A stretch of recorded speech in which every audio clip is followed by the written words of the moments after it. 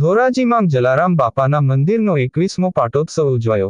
ધોરાજીમાં સંત શિરોમણી પરમ પૂજ્ય શ્રી જલારામ બાપાના મંદિરનો 24મો પાટોત્સવ જલારામ બાપાના સાનિધ્યમાં ઉત્સાહ અને ઉમંગભેર ઉજવવામાં આવ્યો હતો, જેમાં સવારે 8 વાગ્યા કલાકે જલારામ બાપા તથા રામ દરબારનું પૂજન, સવારે 10 વાગ્યા કલાકે શ્રી ધજાજી મહોત્સવ, સાંજે 4 વાગ્યાથી અન્નકૂટ, સાંજે 7 વાગ્યા કલાકે બાપાના મંદિરમાં મહાઆરતી તેમજ સાંજે 7:30 વાગ્યા કલાકે બાપાની મહાપ્રસાદીનો મોટી સંખ્યામાં ધોરાજીના જલારામ ભક્તોએ લાભ લીધો હતો।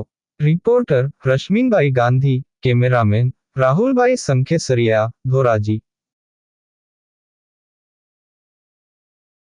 જય જલારામ। આજે અમારા મંદિરનો જલારામ મંદિરનો 25મો પાટોત્સવ છે। 24 વર્ષ પૂરા થયા છે આ મંદિરને। જલારામ બાપાની પ્રાણ પ્રતિષ્ઠા થઈ તેનું 25મું વર્ષ સ્ટાર્ટ થયું છે અને આજે અમારો દર વર્ષની જેમ જ પ્રોગ્રામ હતો।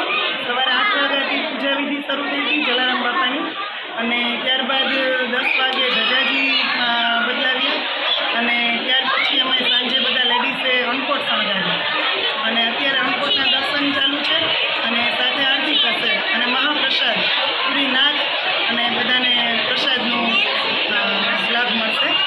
જય જલારામ, જય વીરભાઈમાં। મારું નામ મધુ પોપટ છે। આજે 24મો પાટોત્સવ છે। આજે જલારામ બાપાના 24મો પાટોત્સવ છે, એના અનુસંધાને અમે જો 56 બુક ધરાવ્યો છે। પછી ટ્રસ્ટીઓ અને મહિલા મંડળના અનુસંધાને બધાએ ભેગા મળીને આજે બધા ભક્તો માટે પણ જમણવાર રાખ્યું છે। બધા બાપાના ભક્તો હશે બધાનું જમણવાર છે અહીંયા। પછી મીન્સ કે પ્રસાદી લઈને બધાને જવાનું છે। બેન, કેટલા વર્ષોથી આ ઉજવવામાં આવે ને કેવી રીતે ઉજવો છો તમે? આજે 24 વર્ષ પૂરા થયા અને 25મા વર્ષની શરૂઆત થશે। તમે લોકો મહિલા લોકો કેવી રીતે ઉજવો? અમે મહિલા મંડળ બધા ભેગા મળીએ, અહીંયા રંગોળી કરીએ, પછી બાપાને ભોગ ધરાવીએ, પછી સત્સંગ કરીએ, બાપાને કીર્તન કરીએ। બેન, જલારામ જયંતિના દિવસે તમે લોકો મહિલા લોકો શું કરો?